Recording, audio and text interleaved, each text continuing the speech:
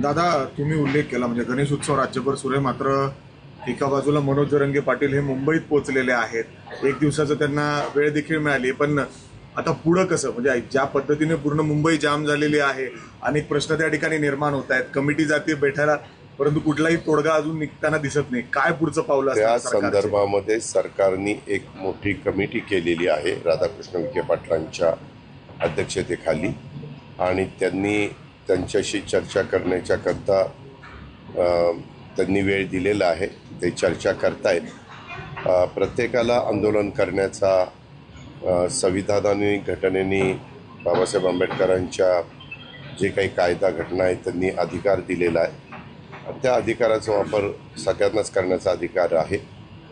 तो फक्त शांततेच्या मार्गाने व्हावा, आणि खरं तर आंदोलनाची वेळ कुणावर त्या ठिकाणी येऊ नये.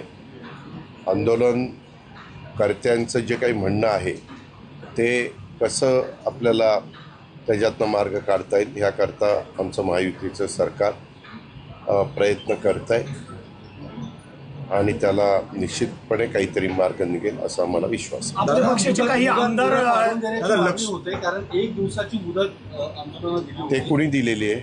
उलटाखंड दिली. मग न्यायालयाने उद्याच्याला तुम्हाला मला न्यायालयाने काही सांगितलं, तुला सांगितलं इथनं पुढं तू अजित पवारला प्रश्न विचारायचे नाही, तर तुला विचारता येतील का? नाही विचारता येणार, कारण कोर्ट हे सर्वोच्च आहे. त्याच्यामुळं कोर्टाचे आदेश हे आपल्याला पाळावे, म्हणजे तंतोतंत पाळावे लागतात. परंतु त्याच्यातनं कसा मार्ग काढायचा ह्याबद्दलचा प्रयत्न मनापासून सर्वांचाच चाललेला आहे. दादा, पण ते ज्या तयारीने तिथं आलेले आहेत ते असं वाटत नाही की परत जातील. त्यामुळे आता सरकार कशा पद्धतीने आम्ही त्याच्यातनं मार्ग काढणे, आम्ही सकारात्मक आहोत. आम्ही मार्ग काढण्याचा मनापासून प्रयत्न त्या बाबतीमध्ये करतोय. आता त्या संदर्भामध्ये चर्चेतनं काय ते योग्य मार्ग निघेल असं मला वाटतं.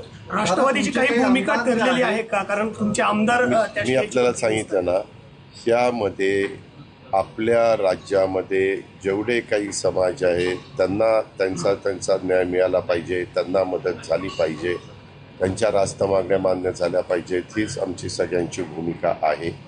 आणि त्या पद्धतीनं काही मतदारसंघामध्ये आपल्याला माहिती आहे की काही जण वेगवेगळ्या राजकीय पक्षाचे सहकारी त्याच्यामध्ये सहभागी झाले. हे मी तुमच्या वेगवेगळ्या चॅनलवरच ऐकलेलं आहे, आणि त्याच्या संदर्भामध्ये योग्य मागण्याच्या संदर्भात प्रत्येकाला आपलं आपलं मत मांडण्याचा अधिकार आहे. दादा, आमदार मनोज जरांगे पाटलांच्या खांद्यावर बंदूक ठेवून सरकार उद्धवण्याचा प्रयत्न करतायत असा आरोप लक्ष्मण हाकी करतायत. एक मिनिट, आरोप केला तुम्ही आज त्याच्या आरोपाला मी किंमत देत नाही. ते विनाशकाले विपरीत बुद्धी. हे आत्ताच नाही, त्यांनी मागे पण काय काय आरोप केलेले आहेत. आपण कुणाच्या आरोपाला महत्त्व द्यावं यालाही काही मर्यादा आहे. नाही दादा, ते पत्रकार परिषद घेऊन तुमच्या काही आमदारांवर बी आरोप करते की मी तुम्हाला सांगितलं ना, त्यामध्ये गाडी निधी, यामध्ये मी आपल्याला सांगितलं, मी कुणाच्याही वक्तव्याला उत्तर द्यायला बांधील नाही, आणि त्या व्यक्तीच्या तर अजिबात नाही. बरं दादा, कशा पद्धतीने, म्हणजे आता ओबीसीतून आरक्षण द्यावं अशी त्यांची मागणी आहे, पण हे सांगितलं ना आपल्याला, काय ह्या संदर्भामध्ये आपण काळजी करू नका. त्याच्यातून नेहमीच काही ना काही मार्ग काढण्याचा प्रयत्न त्यावेळेसचे जे काही सरकार होती त्यांनी त्या बाबतीमध्ये केलेला आहे. महाराष्ट्राने पण नेहमीच जे कोणी सरकारमध्ये असतील त्यांनी त्याच्यातून आजपर्यंत मार्ग काढलेला आहे.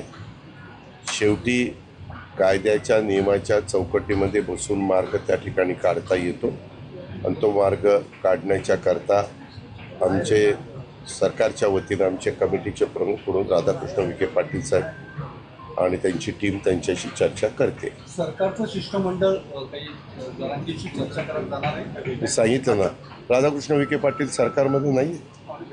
मी तुम्हाला तेच सांगतोय की त्यांनी स्वतः त्यांच्याशी संपर्क साधलेला आहे.